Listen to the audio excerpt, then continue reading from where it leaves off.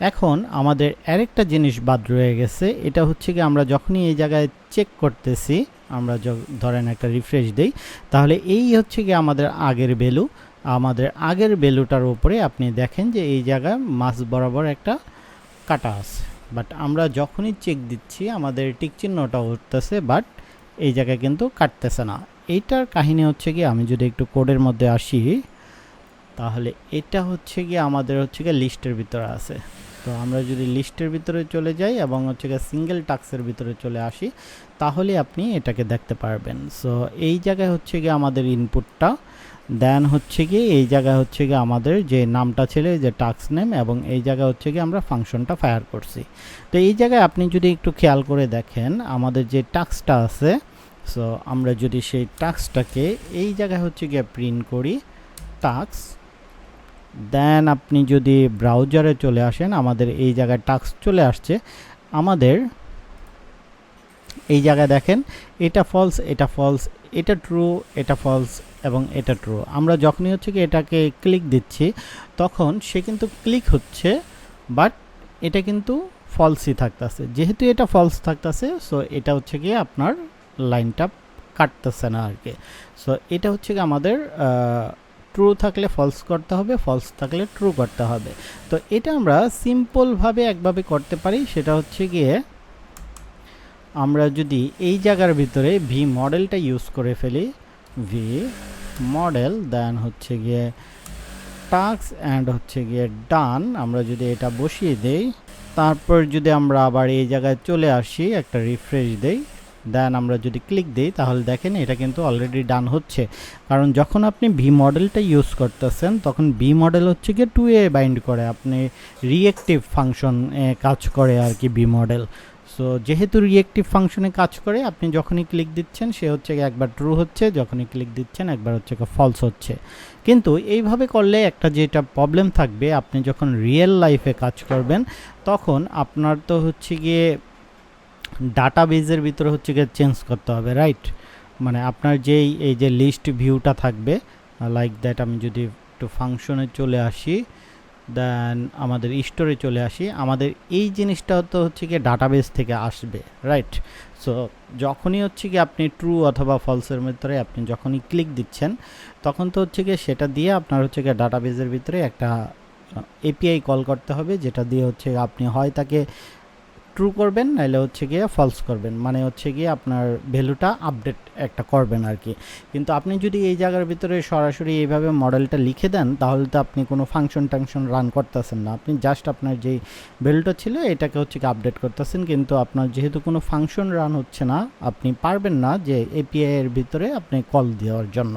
So এই জন্য আমরা যেটা করতে পারি, আমরা হচ্ছে গিয়ে এই 2A বাইন্ডিং যেটা আছে বি মডেল, এটাকে যদি আমরা হচ্ছে গিয়ে ক্লোজ করে দেই, এবং তারপরে আমরা যদি হচ্ছে গিয়ে লিখি এই জায়গার ভিতরে, আমরা হচ্ছে গিয়ে লিখতে পারি চেঞ্জ, মানে হচ্ছে গিয়ে এই ভ্যালুটা যখনই চেঞ্জ হবে, তখন হচ্ছে গিয়ে আমরা একটা ফাংশন ফায়ার করব, এবং ওই ফাংশনের মাধ্যমে হচ্ছে গিয়ে আমরা ডাটাবেজ আপডেট করতে পারি আমাদের, মানে যা যা করা দরকার ওই ফাংশনের মাধ্যমে। আমরা যদি চাই আমাদের যে রিয়েল লাইফে ডাটাবেস থাকবে, সেই ডাটাবেসটাও আমরা আপডেট করে ফেলতে পারবো, এবং এই জায়গার ভিতরে যেটা আমাদের আপডেট করা দরকার, ট্রু থাকলে ফলস করা দরকার, ফলস থাকলে ট্রু করা দরকার, সেটা হচ্ছে গিয়ে আমরা করতে পারবো।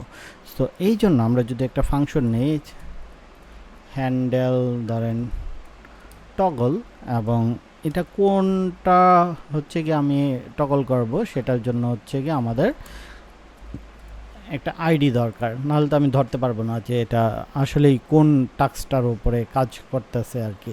সো তারপরে যদি আমরা হচ্ছে কি একটা ফাংশন ফায়ার করি কনস্ট, দেন হচ্ছে কি এই ফাংশনের নেম হচ্ছে কি আইডি, এবং আমাদের হচ্ছে কি এটা স্টোরের ভিতরে আমাদের বসিয়ে দিতে হবে। আমরা যদি জাস্ট এটাকে কপি করে নিয়ে আসি, দেন আমরা যদি এটার নামও হ্যান্ডেল টগল দেই, এবং আমরা যদি এখন স্টোরে চলে যাই আসি, আমাদের তো হ্যান্ডেল টগল নামে কোনো কিছু নাই স্টোরে। সো আমরা যদি এই জায়গায় আসি এবং তারপরে যদি হচ্ছে গিয়ে আমরা অ্যাড করি, সো হ্যান্ডেল টগল, দেন হচ্ছে গিয়ে আমরা হচ্ছে গিয়ে একটা আইডি পাচ্ছি, এবং এখন হচ্ছে গিয়ে আমাদের কাজ, যেটা আমাদের কাজ হচ্ছে গিয়ে যদি ক্লিক দেয় এই জায়গায় যদি আপনার ধরেন কোনো ভ্যালু হচ্ছে গিয়ে ফলস থাকে তাহলে তাকে আমি ট্রু করে দেব, ট্রু যদি থাকে তাহলে হচ্ছে গিয়ে ফলস করে দেব।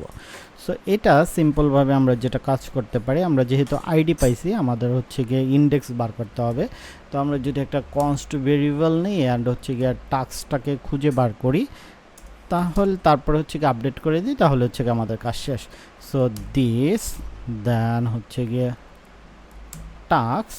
সো এটার উপরে আমরা হচ্ছে গিয়ে ফাইন্ড চালাতে পারি, যে আমরা ফাইন্ড করার জন্য